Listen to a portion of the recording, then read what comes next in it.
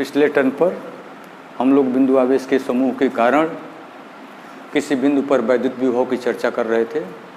यदि कई बिंदु आवेश हों और उन बिंदु आवेशों के कारण किसी बिंदु पर वैद्युत विभव ज्ञात करना था, तो उन सभी के कारण वैद्युत विभव निकाल करके उस बिंदु पर और उनको जोड़ दिया जाता था, तो उस बिंदु पर संपूर्ण वैद्युत विभव आपको प्राप्त हो जाता था कि कितना वैद्युत विभव है। बीजगणितीय रीति से जोड़ा जाता था, प्लस माइनस चिन्ह का ध्यान रखते हुए जोड़ा जाता था। उसके बाद से समविभव पृष्ठ के बारे में मैंने आपको बताया और यह भी बताया कि समविभव पृष्ठ पर आवेश को एक स्थान से दूसरे स्थान पर ले जाने पर कोई कार्य नहीं करना पड़ता, क्योंकि W = Q into delta V होता है। तो समविभव पृष्ठ होगा, विभव जहाँ समान होगा तो डेल्टा V = 0। डेल्टा V का मतलब विभवांतर। W = QV लिखा जाता है, जहाँ V विभवांतर है। तो जब विभवों का अंतर 0 हो जाएगा तो किया गया कार्य 0 हो जाएगा। यहाँ तक तो हम लोग पढ़ चुके थे। आइए अब हम आगे पढ़ते हैं। स्थिर वैद्युत स्थितिज ऊर्जा, इलेक्ट्रोस्टैटिक पोटेंशियल एनर्जी। दो आवेशों को एक पास लाने के लिए कार्य करना पड़ता है या कार्य प्राप्त होता है। जैसे मान लीजिए दो धनावेश हैं, दो धनावेश को एक दूसरे के जब नज़दीक लाएंगे तो वे एक दूसरे को प्रतिकर्षित करेंगे, लेकिन हम दोनों के प्रतिकर्षण बल के विरुद्ध दो आवेशों को पकड़ करके ला रहे हैं, तो हमारे द्वारा किया गया कार्य इन दोनों आवेशों के निकाय में वैद्युत स्थितिज ऊर्जा के रूप में संचित हो जाता है। फिर जब इन दोनों आवेशों को हम छोड़ते हैं तो पुनः ये अपने उसी पथ पर, जिस पथ से आए थे उसी पथ पर जो है ये पुनः वापस चले जाते हैं। तो उसमें क्या हो गई, शुरू में जब हम वर्क किए तो यह ऊर्जा पोटेंशियल एनर्जी के रूप में कलेक्ट हुई, और जब हम इसको छोड़ दिए तो ये पुनः के पुनः ये दोनों एक दूसरे से दूर हो गए। इसके बाद सपोज दैट कि कोई एक पॉजिटिव चार्ज है, एक नेगेटिव चार्ज है, ये इन दोनों को लाने में हमको वर्क करना नहीं पड़ेगा, ये ऑटोमेटिकली अपने आप आएंगे तो हमको वर्क करना नहीं पड़ रहा। तो यहाँ पर वर्क डन निगेटिव होता है। जब वर्क डन निगेटिव होगा, किया गया कार्य ऋणात्मक होगा, तो इस दशा में जो वैद्युत स्थितिज ऊर्जा होगी वह ऋणात्मक होगी। जब वैद्युत स्थितिज ऊर्जा धनात्मक होती है तो वह निकाय अस्थायी होता है। क्यों? क्योंकि देखिए धन आवेश इधर था, धन आवेश दूसरा इधर था, इन दोनों को एक पास लाए और ला करके रखे हुए हैं, पकड़े हुए हैं, तब ये स्थिर है। नहीं छोड़ दिया तो दोनों एक दूसरे के प्रतिकर्षण के छोड़ते ही प्रतिकर्षण के कारण दूर भाग जाएंगे। तो यहाँ पर वैद्युत स्थितिज ऊर्जा धनात्मक है तो ये अस्थायी है। ये दोनों एक दूसरे के पास रुक नहीं सकते, एक दूसरे को प्रतिकर्षित कर देंगे। इसकी सारी की सारी स्थितिज ऊर्जा गतिज ऊर्जा में कन्वर्ट हो जाएगी या बदल जाएगी। जब एक ऋण आवेश है और एक धन आवेश है तो ये ऑटोमेटिकली आते हैं, नज़दीक आते हैं और नज़दीक आते हैं। छोड़ देंगे तो एकदम चले आएंगे, एक दूसरे से चिपक जाएंगे, क्योंकि एक पॉजिटिव चार्ज है, एक नेगेटिव चार्ज है। तो इन दोनों की स्थितिज ऊर्जा ऋणात्मक होने के कारण ये अस्थायी है, एक दूसरे को प्रतिकर्षित नहीं करेंगे। तो आपको ये पता चला कि धनात्मक स्थितिज ऊर्जा का मतलब अस्थायित्व और ऋणात्मक स्थितिज ऊर्जा का मतलब अस्थायित्व, अस्थायी। तो किसी निकाय की वैद्युत स्थितिज ऊर्जा क्या होती है, स्थिर वैद्युत स्थितिज ऊर्जा या इलेक्ट्रोस्टैटिक पोटेंशियल एनर्जी क्या होती है। अभी हम आवेश के दो निकायों के बीच बात करें तो ये है किसी निकाय की वैद्युत स्थितिज ऊर्जा या आवेशों के किसी निकाय की वैद्युत स्थितिज ऊर्जा उन सभी आवेशों को अनंत से उस बिंदु तक लाकर या उस बिंदु तक लाने में किए गए संपूर्ण कार्य के बराबर होती है। आवेशों के किसी निकाय की वैद्युत स्थितिज ऊर्जा उन आवेशों को अनंत से उस स्थिति तक लाने में किए गए कार्य के बराबर होती है। तो यह स्थितिज ऊर्जा की परिभाषा हो गई। तो आइए मैं पहले इसकी परिभाषा लिखूं।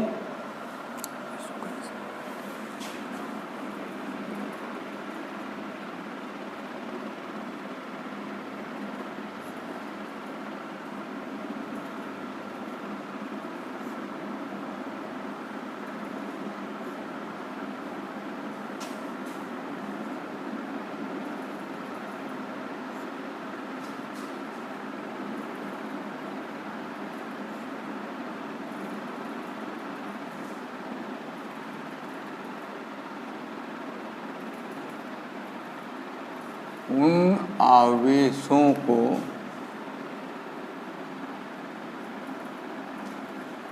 अनंत से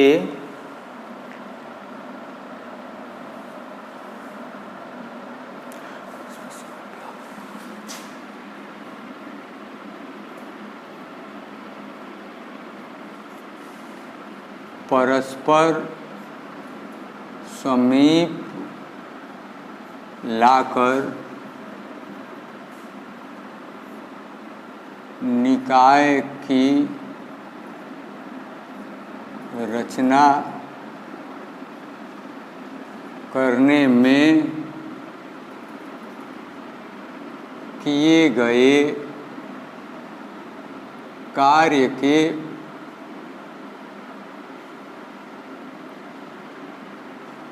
बराबर होती। आवेशों के किसी निकाय की वैद्युत स्थितिज ऊर्जा उन आवेशों को अनंत से परस्पर समीप लाकर निकाय की रचना करने में किए गए कार्य के बराबर होती है। आइए हम दो आवेशों की बात करते हैं। यहाँ पर एक आवेश है प्लस Q1 और दूसरा आवेश है प्लस Q2। इन दोनों के बीच की दूरी जो है R है। यह भी धनावेशित है, ये भी दोनों ये भी धन आवेशित है। तो क्या होता है, ये इस स्थिति में है। मान लीजिए दोनों अनंत, यह भी अनंत पर चला गया, यह भी अनंत पर चला गया, तो न तो हम इसको पकड़ पाएंगे न इसको पकड़ पाएंगे। तो करते क्या है, एक आवेश को यहीं पे रखे रहते हैं और दूसरे को अनंत पर मान लेते हैं। तो जब यह आवेश Q2 अनंत पर होगा तो उसके रिस्पेक्ट में यह भी अनंत पर होगा।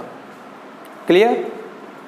अब क्या करते हैं, इस Q1 के कारण बिंदु, यहाँ पर इस बिंदु का नाम मैंने नहीं लिखा, ये मान लीजिए बिंदु O है और यह बिंदु P है। आवेश Q1 के कारण बिंदु P पर विभव निकाल लेते हैं और आप जानते हैं कि इनफाइनाइट पर विभव कितना होता है, शून्य होता है।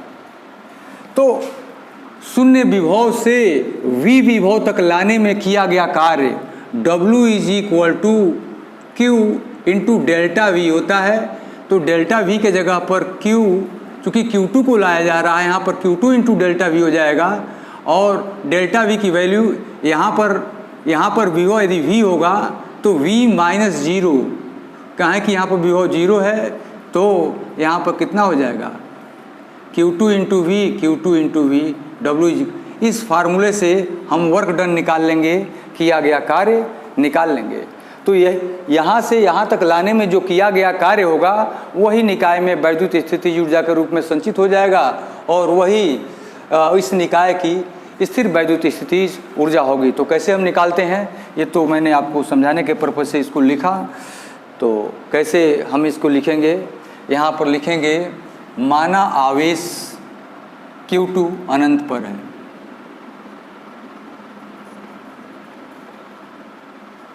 माना आवेश Q2 अनंत ब्रैकेट में V = 0 पर है। आप जानते हैं कि अनंत पर विभव शून्य होता है। अब Q1 के कारण बिंदु P पर विभव, Q1 के कारण बिंदु P पर विभव, आप V मान सकते हैं, V1 भी मान सकते हैं। विभव V is equal to 1/4 pi epsilon naught Q1 upon R, क्योंकि Q1 चार्ज से R डिस्टेंस पर इस पॉइंट पर विभव का फार्मूला यही होता है, आपको बताया जा चुका है पहले। Equation number first. अब Q2 को अनंत से अनंत ब्रैकेट में शून्य विभव, अनंत पर शून्य विभव है, अनंत से V विभव तक लाने में किया गया कार्य, यहाँ पर W इज इक्वल टू हो जाएगा Q2 इंटू शून्य से V विभव पर लाया गया है तो V माइनस 0, तो Q2 इंटू V हो जाएगा, और यहाँ पर Q2 V की वैल्यू है 1/4 pi epsilon naught Q1 upon R is equal to हो जाएगा 1/4 pi epsilon naught Q1 Q2 upon R। ये हो गया W। इसको यहाँ से यहाँ तक लाने में किया गया कार्य हो जाएगा W is equal to 1/4 pi epsilon naught Q1 Q2 upon R। ये कार्य हो गया यहाँ से अनंत से यहाँ तक लाने में, तो लिखा जाएगा यह कार्य ही निकाय में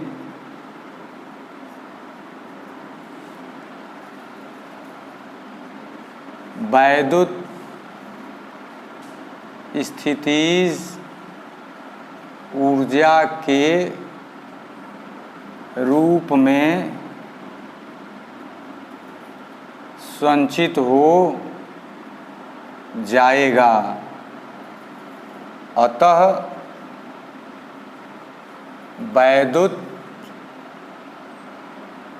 स्थितिज ऊर्जा U is equal to 1/4 pi epsilon naught Q1 Q2 upon R।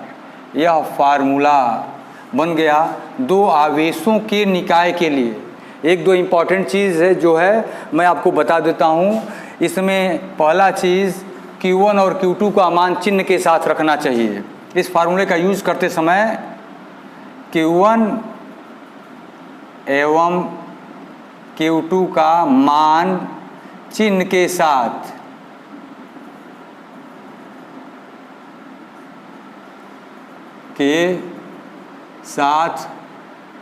रखना चाहिए। यहाँ पर मैंने अभी बताया, क्या लिखूँ नीचे कि यदि स्थितिज ऊर्जा ऋणात्मक होगी तो वह निकाय अस्थायी होगा, और स्थितिज ऊर्जा धनात्मक होगी तो वह निकाय अस्थायी होगा।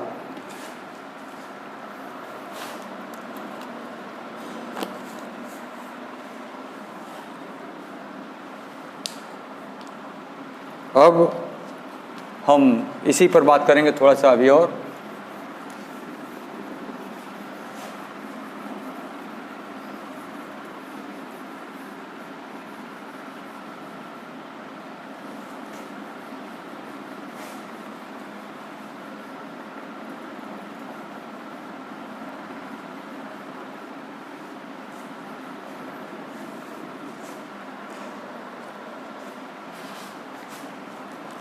वैद्युत स्थितिज ऊर्जा एक अदिश राशि है।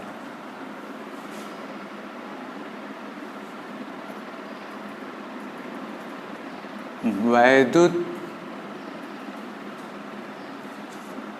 स्थितिज ऊर्जा एक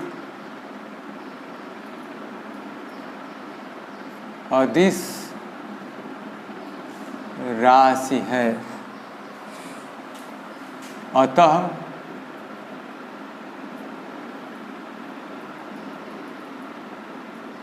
दो या दो से अधिक आवेशों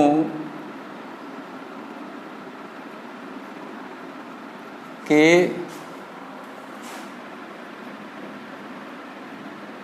निकाय की संपूर्ण स्थितिज ऊर्जा ज्ञात करते समय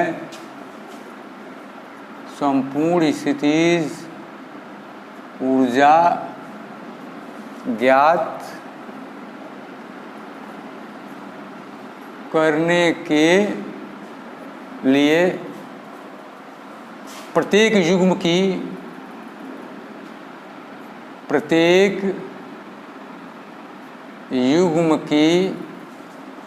वैद्युत स्थितिज ऊर्जा ज्ञात करके वैद्युत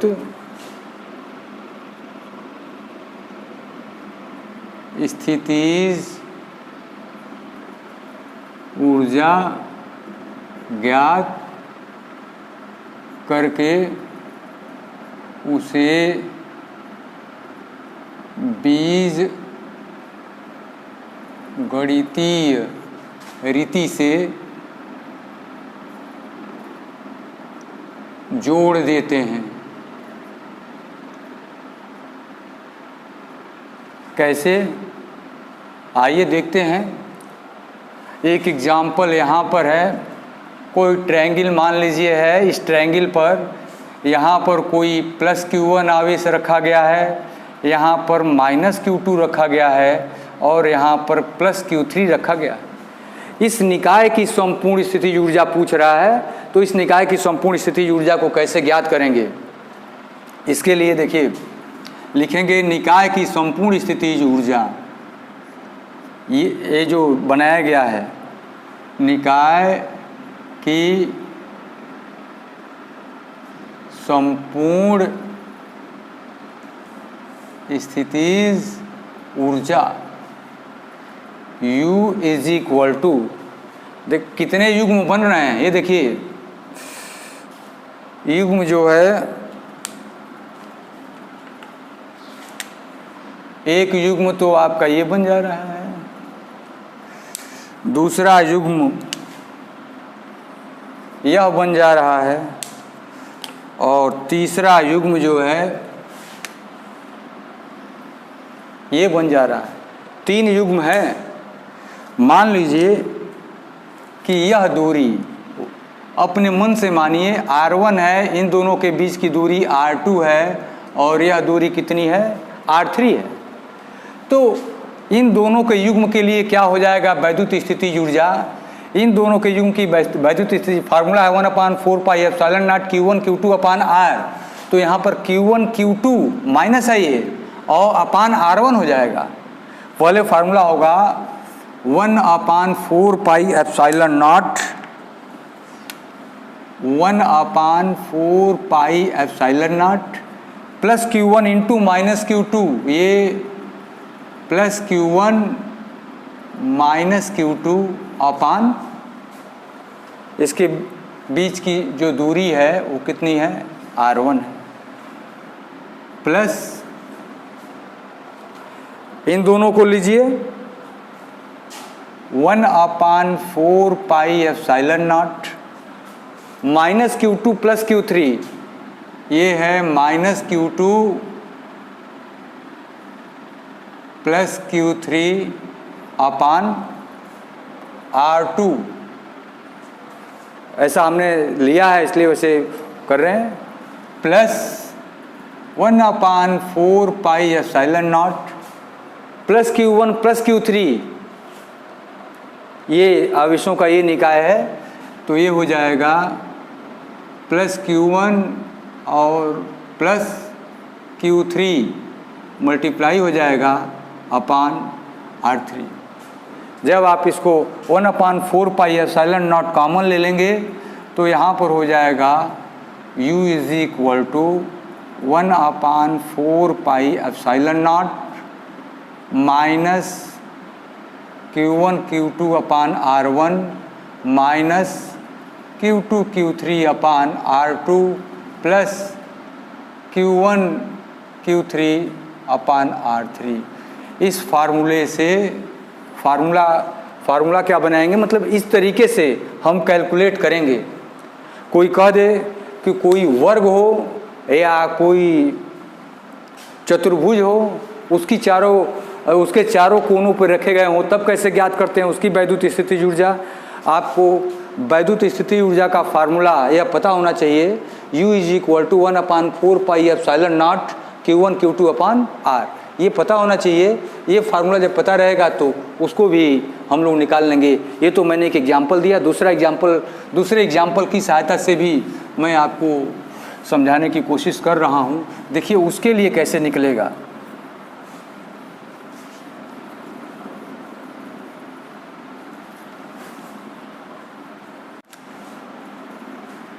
यहाँ पर ये नेक्स्ट एग्जाम्पल है। ये मान लीजिए कोई ये चतुर्भुज है या जो कुछ भी मान लीजिए, कुछ भी मान सकते हैं, वर्ग चतुर्भुज या कुछ भी, 1 2 3 4 मान लीजिए Q1 है, Q2 है, Q3 है, Q4 है इसमें, और ये ऐसे मिलाइए, इसको ऐसे मिलाइए।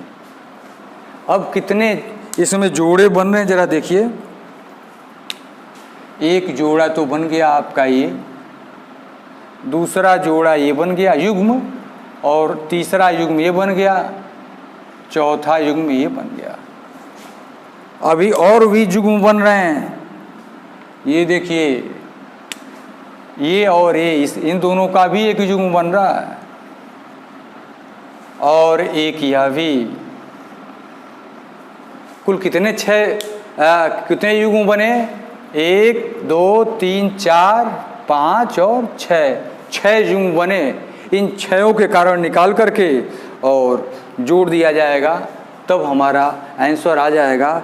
लेकिन मान लीजिए कुछ देर तक के लिए मानिए कि यह डिस्टेंस R1 है, ये डिस्टेंस R2 है, यह डिस्टेंस R3 है, और ये डिस्टेंस R4 है। ये वाली डिस्टेंस ये R5 है, ये वाली डिस्टेंस R5 है, और ये जो डिस्टेंस जो शेष बची हुई है ये R6 है। तो कैसे निकालेंगे? सभी में 1/4 पाई एप्सिलॉन नॉट आएगा। इसमें भी, इसके जोड़े में भी निकालेंगे तो भी, इसके में भी निकालेंगे तो भी, तो 1/4 पाई एप्सिलॉन नॉट कॉमन ले लिया जाएगा, या नहीं कॉमन लेंगे तो भी। कैसे हम इसको करेंगे? निकाय की संपूर्ण स्थितिज ऊर्जा U is equal to 1/4 pi epsilon naught हो गया। Q1 Q3 upon R1 at random मान लिया मैंने। हाल Q1 Q2 R1 इसको मानना चाहिए, ऐसे मानते हुए आना चाहिए, मैंने उल्टा मान लिया, कोई दिक्कत नहीं। यहाँ पर Q1 Q3 अपान R1 प्लस Q3 Q4 अपान R2, Q3 Q4 अपान R2 प्लस Q4 Q2 अपान R3 प्लस, अभी ये ब्रैकेट में है, विद इन ब्रैकेट ही, ये आगे नहीं बढ़ रहा है, नीचे मैं लिख रहा हूँ इधर, Q2 Q1 अपान R4। ये इसमें भी मल्टीप्लाई होगा, इसमें भी मल्टीप्लाई होगा, इसमें भी मल्टीप्लाई होगा, इसलिए इसको कॉमन ले लिया गया पहले ही। और क्या लिखेंगे? अब एक इसका जोड़ा अभी बन रहा है, Q3 Q2 plus Q3 Q2 अपान R5 प्लस Q1 Q4 अपान R6। हमने कहीं माइनस का और प्लस का चक्कर इसलिए नहीं पाला क्योंकि यहाँ माइनस रखते तो फिर यहाँ लिखना पड़ता, बार बार और लंबा करना पड़ता। यदि इसमें कोई निगेटिव साइन के साथ होगा, उसमें यहाँ निगेटिव साइन लिखा जाएगा, जो पॉजिटिव साइन के साथ रहेगा वो पॉजिटिव साइन के साथ लिखेंगे। तो इस तरीके से हम इस फार्मूले से इसकी वैद्युत स्थितिज ऊर्जा जो है ज्ञात कर लेंगे। इस प्रकार आप लोगों ने वैद्युत स्थितिज ऊर्जा के बारे में जाना। आइए आगे चलते हैं।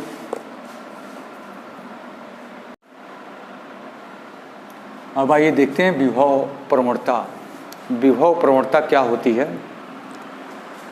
इसको मैं एक्सप्लेन करने चल रहा हूँ। वैद्युत क्षेत्र की दिशा में दूरी परिवर्तन के साथ विभव परिवर्तन की जो दर होती है वो विभव प्रवणता कहलाती है। जैसे ये देखिए, मान लीजिए कि यहाँ पर कोई आवेश प्लस q है,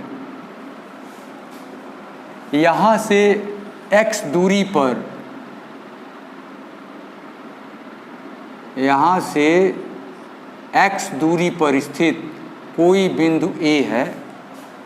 इस बिंदु A पर विभव का मान है v,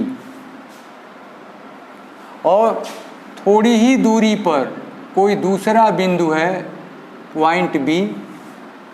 तो इस आवेश से आप जितना ही अधिक दूरी पर जाते हैं विभव का मान उतना ही कम होता जाता है, क्योंकि v = 1/4 pi epsilon not q/r। तो r की वैल्यू, r मतलब डिस्टेंस की वैल्यू बढ़ती जाती है, तो पोटेंशियल की वैल्यू धीरे धीरे आगे की तरफ कम और अनंत पर जा कर के जो है शून्य हो जाती है।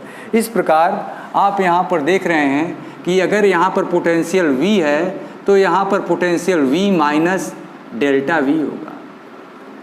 सपोज दैट, या मान लीजिए कि बिंदुओं A व B के बीच की दूरी जो है ये डेल्टा x है। चूँकि यह धन आवेश है, इसलिए धन आवेश के कारण वैद्युत क्षेत्र की दिशा यही होगी, वेक्टर E। अभी मैंने कहा वैद्युत क्षेत्र की दिशा में दूरी परिवर्तन के साथ यहाँ से यहाँ पर गए विभव परिवर्तन, यहाँ से यहाँ पर गए तो यहाँ के विभव से यहाँ के विभव को घटाते हैं।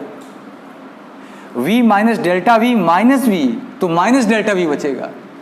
दूरी परिवर्तन की दर, एक वैद्युत क्षेत्र की दिशा में दूरी परिवर्तन के साथ विभव परिवर्तन की दर जो है विभव प्रवणता कहलाती है।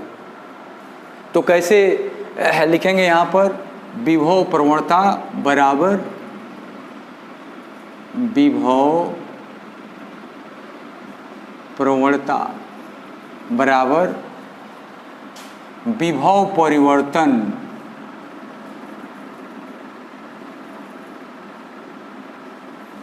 बटे दूरी परिवर्तन। विभव परिवर्तन कितना हो जाएगा, यहाँ से यहाँ पे जब गए हुए हैं तो v minus delta v minus v अपान दूरी परिवर्तन डेल्टा x। कुल मिलाकर के यहाँ से यह दूरी हो जाएगी x प्लस डेल्टा x से पॉइंट B की, तो अपान ये हो जाएगा डेल्टा x। इतने में से इतने को घटाएंगे तो यही मिलेगा, डायरेक्ट लिखते हैं। तो इस v से v कट जाएगा तो ये हो जाएगा minus times delta v upon delta x। ये विभव प्रवणता का फार्मूला हो गया, विभव प्रवणता। अर्थात ऋणात्मक चिन्ह यह दर्शाता है कि दूरी या डेल्टा x दूरी बढ़ने के साथ साथ उसका पोटेंशियल कम होता जाता है। तो इस प्रकार आप विभव प्रवणता का फार्मूला पाए कि विभव प्रवणता is equal to minus times delta v upon delta x। अब क्या करते हैं, अब हम निकालने चलते हैं कि विभव प्रवणता तथा वैद्युत क्षेत्र की तीव्रता में संबंध। विभव प्रवणता तथा वैद्युत क्षेत्र की तीव्रता में संबंध तथा वैद्युत क्षेत्र की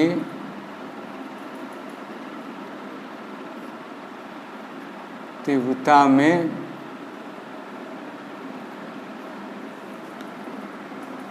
relation between potential gradient and the electric field intensity या इंटेंसिटी ऑफ इलेक्ट्रिक फील्ड कैसे निकालते हैं।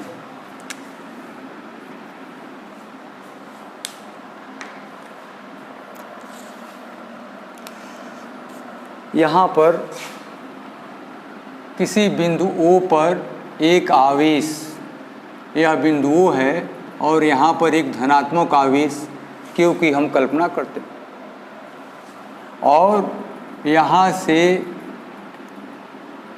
एक x दूरी पर कोई बिंदु है A और यहाँ से x प्लस डेल्टा x दूरी पर कोई दूसरा बिंदु है B। इस पर एक आवेश, परीक्षण आवेश Q0 की कल्पना करते हैं।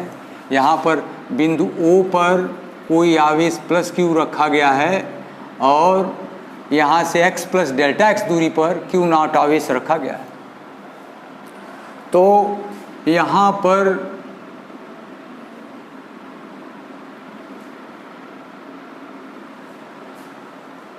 Q0 आवेश, तो इस पर लगने वाला बल कितना होगा। मान लीजिए इसके कारण यहाँ पर वैद्युत क्षेत्र की तीव्रता E है, तो वैद्युत क्षेत्र की तीव्रता E है, तो इस पर लगने वाला बल हो जाएगा F = Q0 × E। अब इसको इधर की तरफ खींच करके लाना है। यह भी धनात्मक है, परीक्षण आवेश है, यह भी धनात्मक है, यह भी धनात्मक है, तो इसको खींच के लाने में हमको कार्य करना पड़ेगा। कितना कार्य करना पड़ेगा, लेकिन तो इस पर इसी के ठीक बराबर एवं विपरीत बल लगाएंगे तो एक स्थिति ये हो सकती है बराबर विपरीत बल लगाएं तो यह स्थिर है, और दूसरी स्थिति ये हो सकती है कि बराबर एवं विपरीत बल लगाएं तो यह एक समान वेग से धीमी गति से इधर से B से A की तरफ चलना प्रारंभ कर दे। तो बल हम इस दिशा में लगाएंगे तो परीक्षण आवेश को, तो यहाँ पर बल की दिशा, बल के जगह पर F = Q0 के जगह पर -Q0 का प्रयोग करेंगे, क्योंकि इसी के बराबर एवं विपरीत लगाएंगे बल, और उसी बल से खींच करके हम इसको यहाँ पर ला रहे हैं, B से A तक ला रहे हैं। तो परीक्षण आवेश बिंदु B पर, एक मिनट यहाँ लिखें,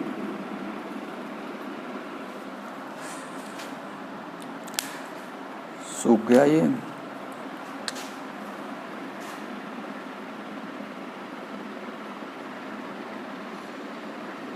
बिंदु B पर परीक्षण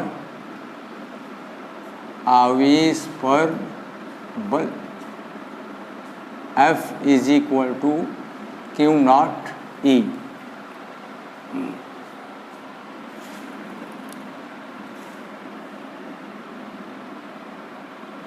B से A तक, B से A तक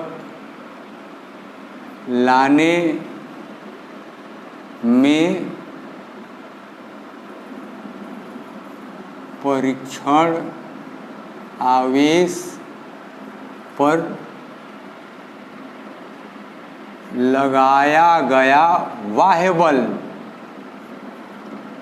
अभी मैंने बताया F' = -F, इसके विपरीत दिशा में रहेगा तो ये हो जाएगा -Q0 E।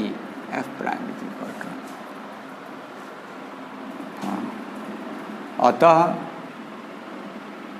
Q0 को B से A तक लाने में किया गया कार्य W = बल और गुणे क्या होता है, विस्थापन, विस्थापन डेल्टा x है, तो F' के जब हो जाएगा -Q0 E और इंटू E हो जाएगा डेल्टा x। अब क्या करेंगे, या W/Q0 is equal to minus E into delta X. Equation number first.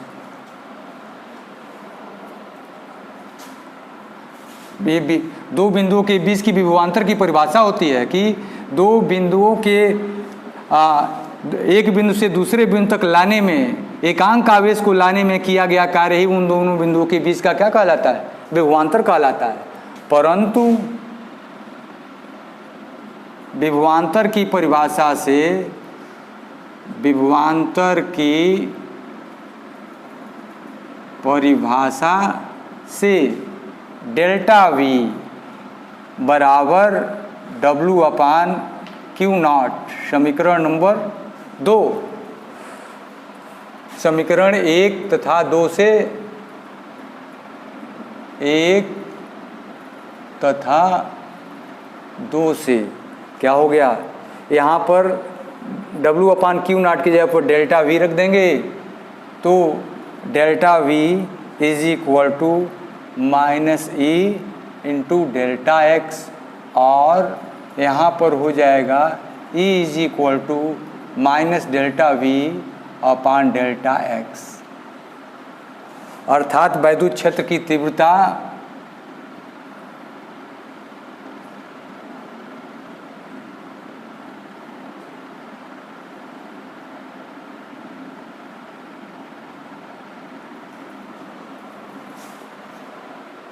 वैद्युत क्षेत्र की तीव्रता, ये क्या बोलते हैं, विभव प्रवणता या ऋणात्मक विभव प्रवणता,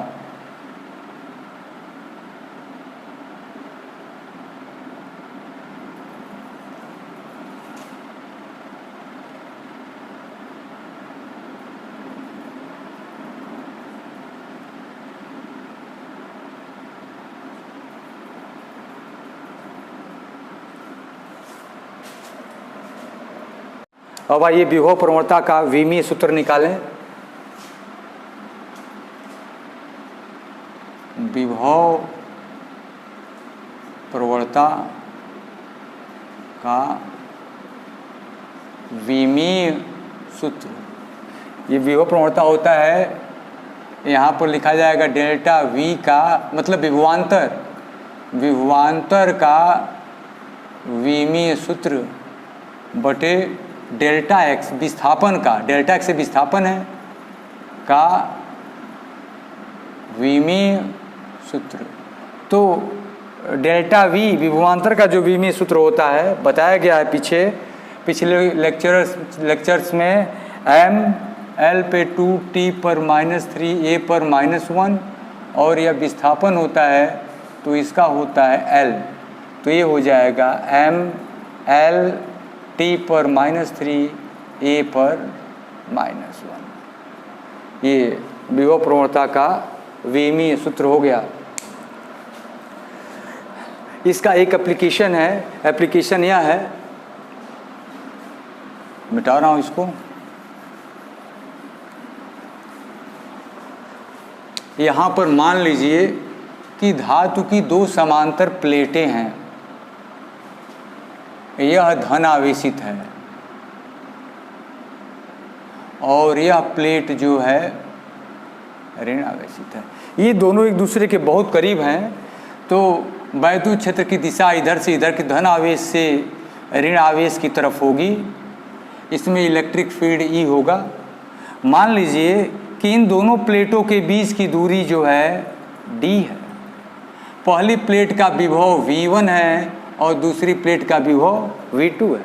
आपको पता है कि V1 पॉजिटिव पोटेंशियल पे है तो V1 ज़्यादा होगा, V2 पर नेगेटिव आवेश है, ऋणात्मक आवेश है, तो इसका अविभवांतर क्या होगा? कम होगा।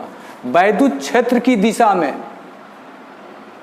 वैद्युत क्षेत्र की दिशा में जो विभव परिवर्तन होता है दूरी के साथ, वही विभव प्रवणता कहलाती है। तो कैसे निकालते हैं इन दोनों के बीच वैद्युत क्षेत्र E को कैसे हम निकालते हैं? तो यहाँ पर लिखा जाएगा विभव प्रवणता या ये लिखा जाएगा चूँकि E बराबर minus times delta V upon delta x। अब इन दोनों प्लेटों के बीच की दूरी कितनी है? d है।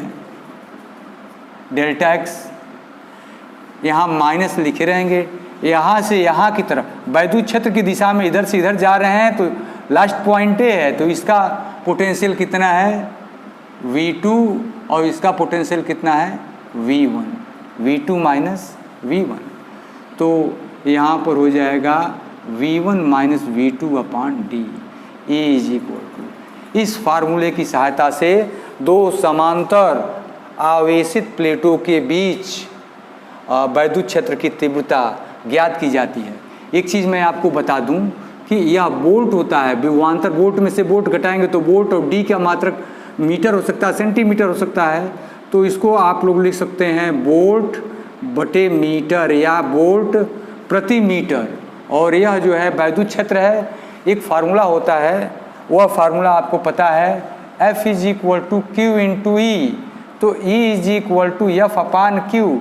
यहाँ से वैद्युत क्षेत्र की तीव्रता का जो मात्रक होता है न्यूटन पर कूलाम, तो यहाँ पर लिखा जा सकता है न्यूटन बटे कूलाम, अर्थात 1 न्यूटन पर कूलाम बराबर 1 वोल्ट पर मीटर।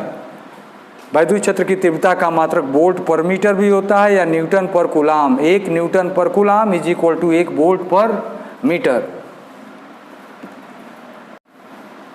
आइए अब एक बहुत इंपॉर्टेंट टॉपिक पे चलते हैं, बाह्य क्षेत्र में स्थितिज ऊर्जा।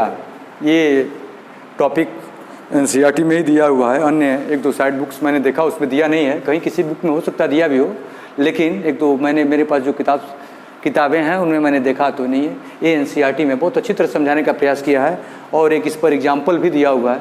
उस एग्जाम्पल को भी मैं आपको सॉल्व कराने चल रहा हूँ, अभी सॉल्व कराऊंगा। पहले इसको अच्छी तरह समझ लीजिए कि बाह्य क्षेत्र में स्थितिज ऊर्जा कितनी होती है। किसकी? एकल आवेश की स्थितिज ऊर्जा। फिर कह रहा है 2 आवेशों के निकाय की स्थितिज ऊर्जा। कहाँ पर? किसी बाह्य क्षेत्र में 2 आवेशों के निकाय की स्थितिज ऊर्जा कितनी होगी, या कोई बाह्य क्षेत्र में केवल एक आवेश रखा गया है तब उसकी स्थितिज ऊर्जा कितनी होगी। पहले शुरू में आप लोगों को ये पता था, एकल आवेश की स्थितिज ऊर्जा हम लोग पढ़े होंगे, विभव का कॉन्सेप्ट आया था कैसे कि यहाँ पर कोई आवेश क्यों था और अनंत से या किसी विभव की परिभाषा किसी वैद्युत क्षेत्र में, कोई वैद्युत क्षेत्र है, अनंत से इनफाइनाइट से किसी आवेश को जब यहाँ पर लाया जाता था तो जितना कार्य होता था, या कहा जाता था कि एकांक आवेश को या एकांक परीक्षण आवेश को अनंत से वैद्युत क्षेत्र के अंदर किसी बिंदु तक लाने में किया गया कार्य ही इस बिंदु पर विभव कहलाता है। तो अगर Q0 आवेश को लाने में W कार्य किया जाता है तो एकांक आवेश को लाने में W अपान Q0 कार्य किया जाएगा।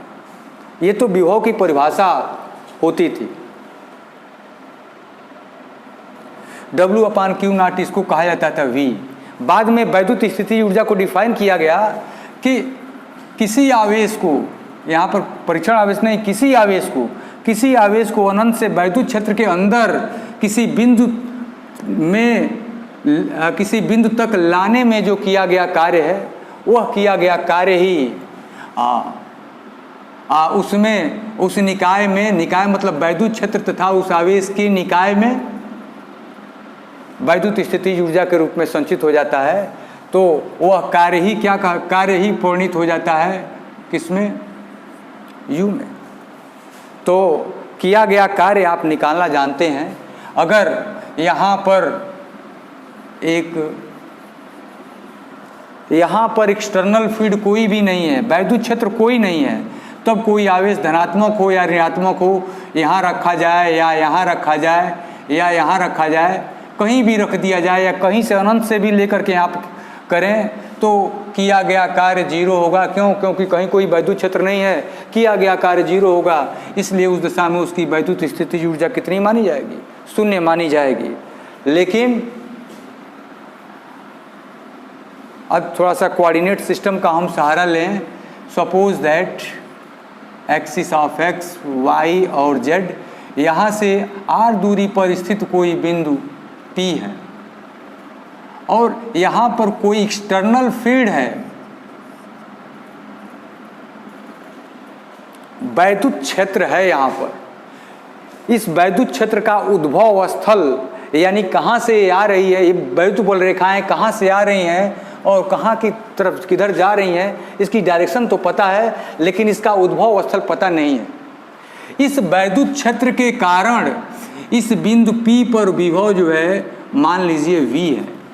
वैसे इस पॉइंट P की इसके मूल बिंदु O से जो दूरी है इसको हम R मानते हैं, तो इस पॉइंट P पर विभव को हम V एट डिस्टेंस R मानेंगे। और किसी आवेश Q को मान लीजिए कि यहाँ से यहाँ पर लाया जाता है, अनंत से यहाँ से लेते हुए, और यहाँ पर हमने आवेश Q को रख दिया। आवेश Q को हमने अनंत से ला करके यहाँ पर रख दिया, तो आपको पता है किया गया कुल कार्य कितना होता है? W is equal to Q into V क्यों? क्योंकि यहाँ पर विभव जो होता है शून्य होता है और यहाँ पर विभव V है, लेकिन यहाँ पर V नहीं है। कितना है? V एट R, मल्टीप्लाई नहीं है, V एट डिस्टेंस R। यहाँ पर यहाँ से R दूरी पर है तो Q इंटू क्या कर देते हैं? VR। यह पूरा का पूरा कार्य यहाँ से यहाँ तक लाते हैं तो यह इसका पूरा का पूरा कार्य ही स्थितिज ऊर्जा में परिणित हो जाता है। तो यही W क्या कहलाता है? U is equal to Q into VR। इस फार्मूले का प्रयोग करते हैं। यदि बाह्य क्षेत्र का मतलब वैद्युत क्षेत्र, अगर बाह्य क्षेत्र नहीं है तो U इज इक्वल टू 0 होगा। अभी मैंने बताया यह एकल आवेश की स्थितिज ऊर्जा है। दो आवेशों के निकाय की स्थितिज ऊर्जा, मान लीजिए कि यह कोई है कोऑर्डिनेट सिस्टम, XYZ में नहीं बना रहा हूँ। यहाँ पर मान लीजिए कि अनंत से कोई आवेश लाया गया Q1, और Q1 लाया गया और इसकी डिस्टेंस R1 है, और यहाँ पर कोई आवेश दूसरा लाया गया Q2, इसकी डिस्टेंस R2 है। तो यहाँ पर ऑलरेडी आपको पता है कि यहाँ पर वैद्युत क्षेत्र E लगा हुआ है, या यहाँ पर जो वैद्युत क्षेत्र E के कारण वैद्युत क्षेत्र में है तो यहाँ पर विभव भी होगा। यहाँ पर विभव जो है इस पॉइंट पर विभव, मान लीजिए यह पॉइंट P है और यह पॉइंट Q है। पॉइंट P पर जो विभव है, इस वाले पॉइंट P पर V at the point R1 है और पॉइंट Q पर विभव जो है V at the point R2 है। तो सबसे पहले हम क्या निकालेंगे? यहाँ पर अनंत से Q1 आवेश को लाया गया है तो यहाँ पर इसकी पोटेंशियल एनर्जी कितनी हो जाएगी? VR1 और इंटू Q1। और अनंत से लाया गया है इसको तो Q2 और इंटू VR2। ये तो दोनों हो गई अनंत से लाने में। अब आपको पता होना चाहिए अनंत, सपोज दैट ये दोनों एक ही प्रकृति के हैं, ये भी धनात्मक है, ये भी धनात्मक है। जब इसको अनंत से लाया जाएगा, पहले Q1 को रख दिया जाएगा तो VR1 हो जाएगा। अब ये मान लिया जाए कि Q1 नहीं था, Q2 को लाया जा गया तो Q2 into VR2 potential energy total हो गई। लेकिन यह चूंकि यहाँ पर उपस्थित है इसलिए इसके आने का विरोध करेगा, क्योंकि यह भी धनात्मक चिन्ह का है, यह भी धनात्मक चिन्ह का है।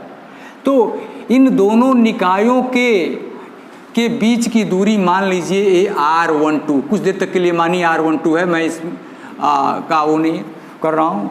तो R12 मानिए या 2R1 मानिए, चूँकि वैद्युत स्थितिज ऊर्जा निकाल रहे हैं इसलिए यहाँ पर दिशा का कोई बहुत मतलब नहीं है, स्थितिज ऊर्जा में कोई दिशा नहीं होती है। तो अब क्या, ये दोनों आवेशों के निकाय के कारण अपनी भी वैद्युत स्थितिज ऊर्जा होती है, जो आपको बताया गया है 1/4 पाई एप्सिलॉन नॉट कितना होता है? 1/4 pi epsilon naught Q1 Q2 upon R1 2 इन दो, क्योंकि ये इसको यहाँ पे स्थिर रख करके जब हम इसको लाएंगे तो ये इसका विरोध करेगा, तो विरोध करने के कारण इसके विरोध के कारण भी हमको एक बल लगाना पड़ेगा, जिसके द्वारा विरोधी बल द्वारा किया गया कार्य भी स्थितिज ऊर्जा के रूप में संचित हो जाएगा, जो कि इतने के बराबर होगा। तो इस दशा में टोटल वैद्युत स्थितिज ऊर्जा इतने के बराबर होगी। U बराबर Q1 into V R1 plus Q2 into V R2 plus 1/4 pi epsilon naught Q1 Q2 upon R12। हमारे V और R में कोई अंतर दिखलाई नहीं दे रहा, लेकिन मैं बोल रहा हूँ, इस हमारे बोलने से भी आप समझ सकते हैं यह R है।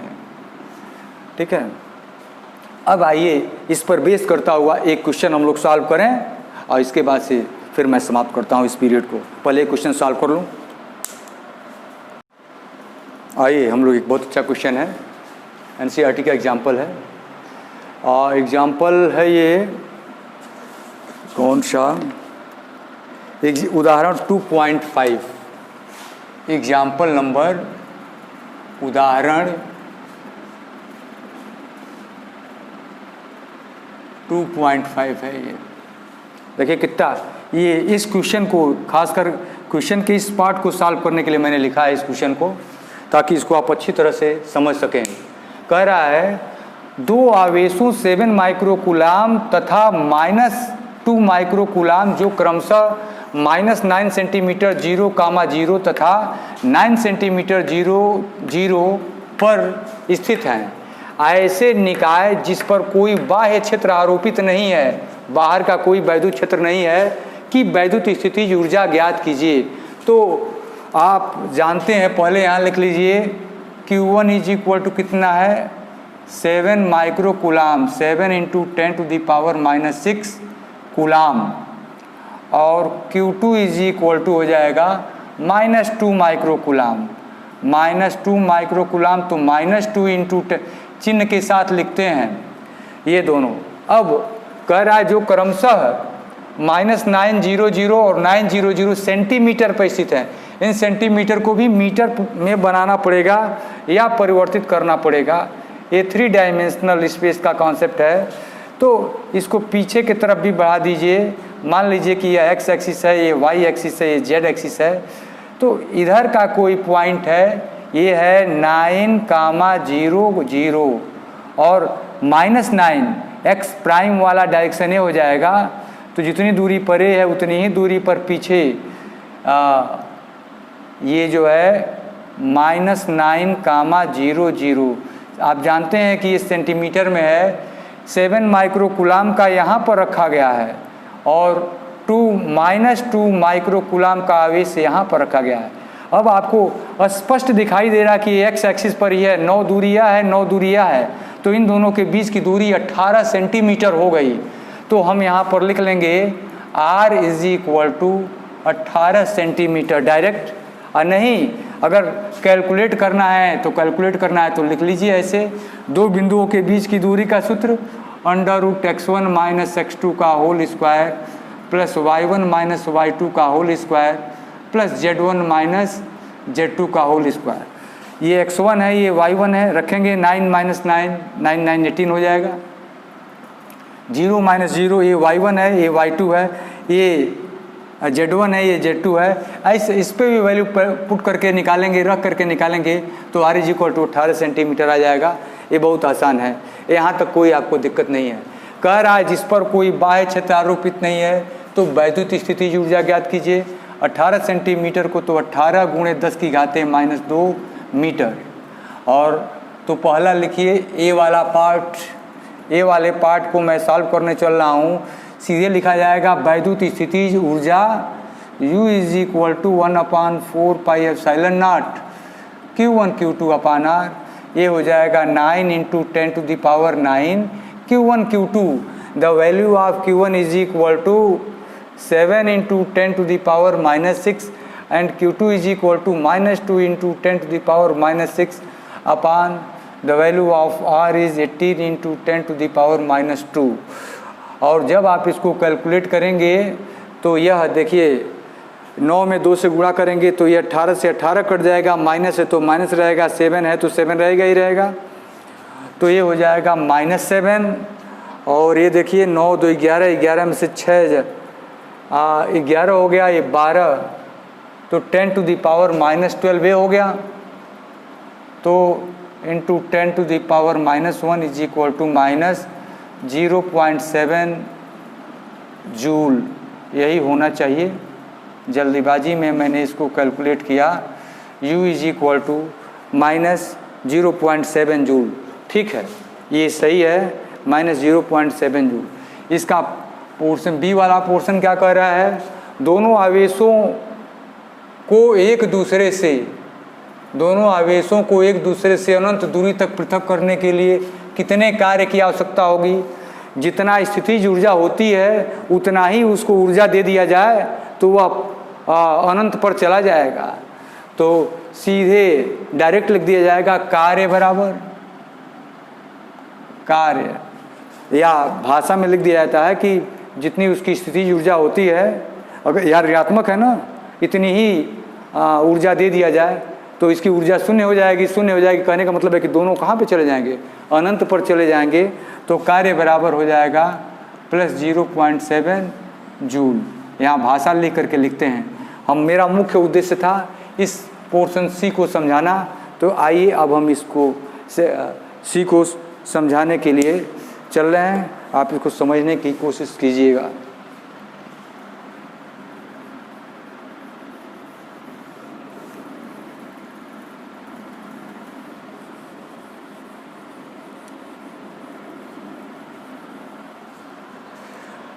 ये कह रहा है अब इस आवेश निकाय को किसी बाह्य वैद्युत क्षेत्र E is equal to A/1/r², ये r दूरी है, में रखा गया है। अर्थात यहाँ पर ये जो निकाय है, यह पहले तो कह रहा था कोई बाह्य वैद्युत क्षेत्र नहीं है, अब यहाँ पर आ गया बाह्य वैद्युत क्षेत्र।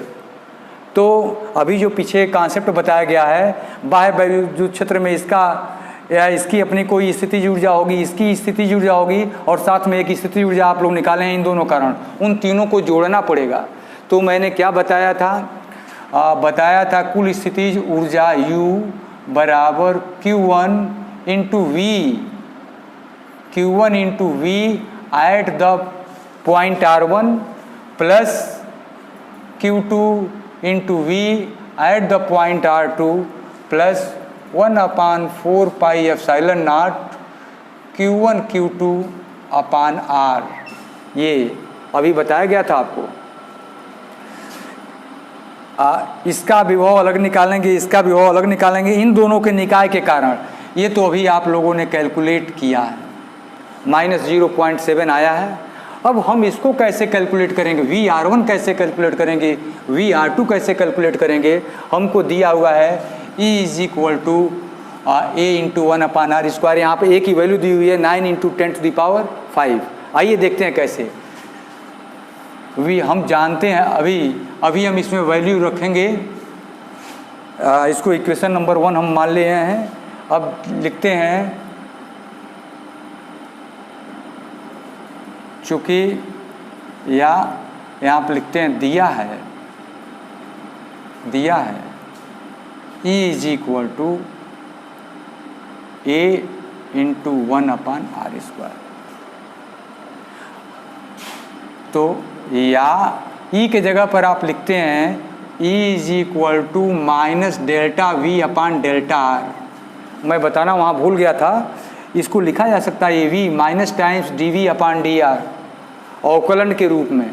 तो इसको लिख लीजिए -dV/dr is equal to A/1/r², या यहाँ पर हो जाएगा dV is equal to minus times A/1/r² into dr। समाकलन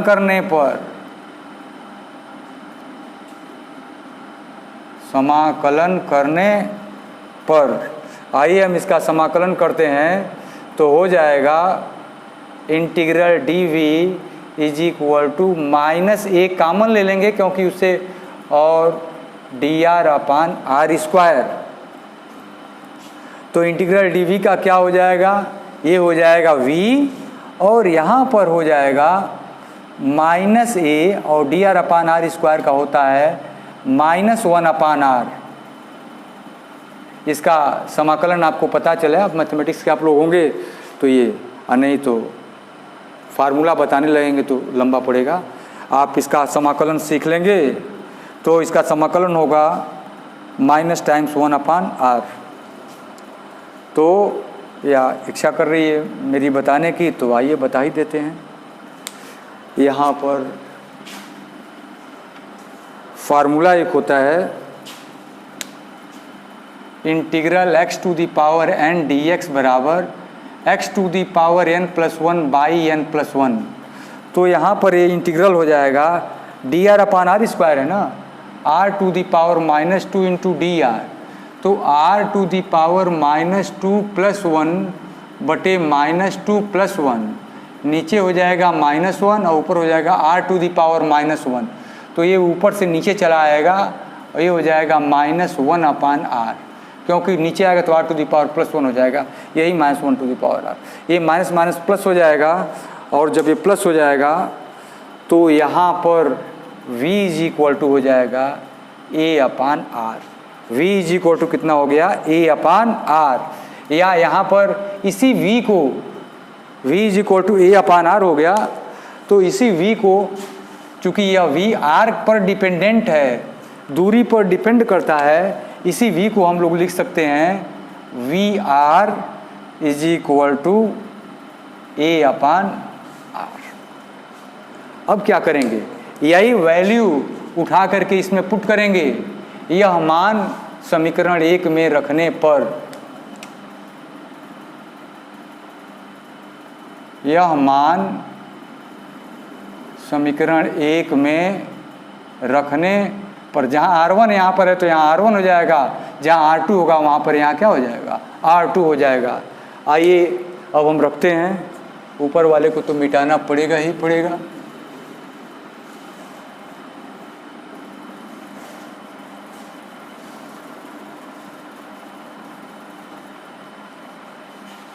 इसको हमको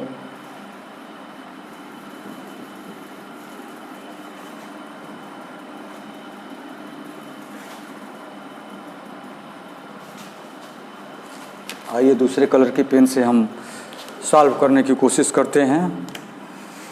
तो जाएगा u = q1 vr1, तो यहाँ a/r1 प्लस q2 × a/r2। क्यों, क्योंकि vr2 की जगह पर यहाँ पर यही हो जाएगा, और प्लस हो जाएगा 1/4πε0 q1 q2/r, where r is this distance. ये जो बनाया गया था, एक आवेश यहाँ था, यहाँ था, इन दोनों के बीच की दूरी, इसको तो कैलकुलेट करके आप लोग रखे हुए हैं। संभवतः यह था, प्लस है माइनस होगा तो 0.7 था, तो ये -0.7 रहेगा ही रहेगा। और यहाँ पर u = हो जाएगा, q1 की वैल्यू 7 माइक्रोकूलम थी, तो 7 × 10⁻⁻, कितना हो जाएगा 6। q1 की वैल्यू हो गई, a की वैल्यू दिया हुआ है, अभी मैंने यहाँ से हटा दिया, बुक में लिखा हुआ है a की वैल्यू 9 × 10⁵, 9 ×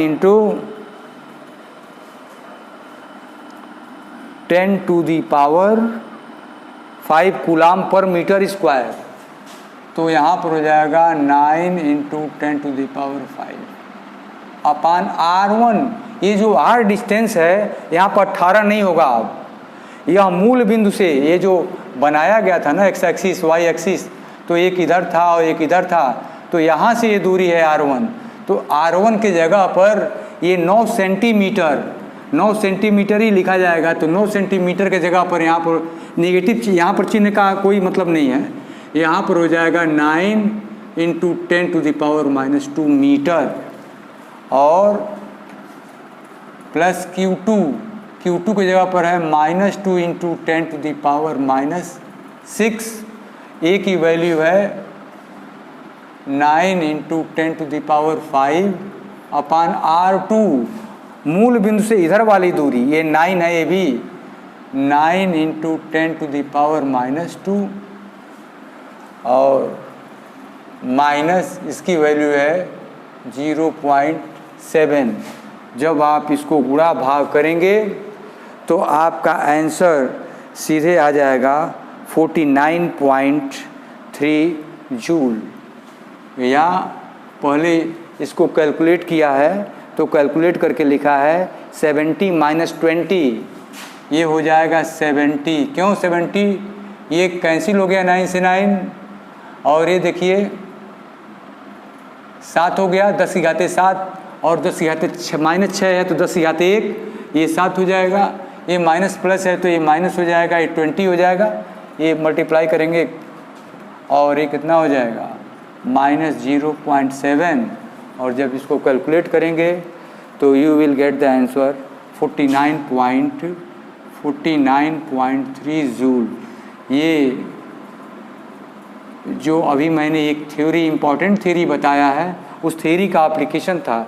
इस तरह के क्वेश्चंस कंपटीशन में पूछे जाते हैं, आपके बोर्ड के एग्ज़ाम में भी पूछे जा सकते हैं, क्योंकि एनसीईआरटी की बुक का एग्जाम्पल है, इसलिए इसको सॉल्व करके प्रिपेयर रहना चाहिए। और इस प्रकार आज यहीं पर हम विराम देंगे और इसके बाद के टॉपिक्स जो हैं वो है कि एक समान बाह्य वैद्युत क्षेत्र में वैद्युत द्विध्रुव को घुमाने में किया गया कार्य और वैद्युत द्विध्रुव को घुमाने में किया गया कार्य, वैद्युत क्षेत्र में वैद्युत द्विध्रुव की स्थितिज ऊर्जा, इन सब को देखेंगे। और इसके पहले हम बताया करते थे कि वैद्युत क्षेत्र में वैद्युत द्विध्रुव को, ये वैद्युत क्षेत्र है, वैद्युत क्षेत्र में वैद्युत द्विध्रुव को क्यों हम बार बार कहते थे कि धनात्मक सिरा इस तरफ बनाइए, ऋणात्मक सिरा इस तरफ बनाइए। हालांकि वैद्युत द्विध्रुव को धनात्मक सिरा इधर, ऋणात्मक सिरा इधर बनाया जा सकता है, लेकिन मैं आपको सजेस्ट करता था कि धनात्मक सिरा इधर बनाइए, ऋणात्मक सिरा इधर की तरफ बनाइए। इसको बनाने का क्या फ़ायदा है, क्यों हम इसको नहीं बनाते हैं? बनाने के लिए बना सकते हैं, लेकिन क्यों नहीं बनाते हैं, इन सब का एक्सप्लेनेशन मैं अगले टर्न पर देने का प्रयास करूँगा।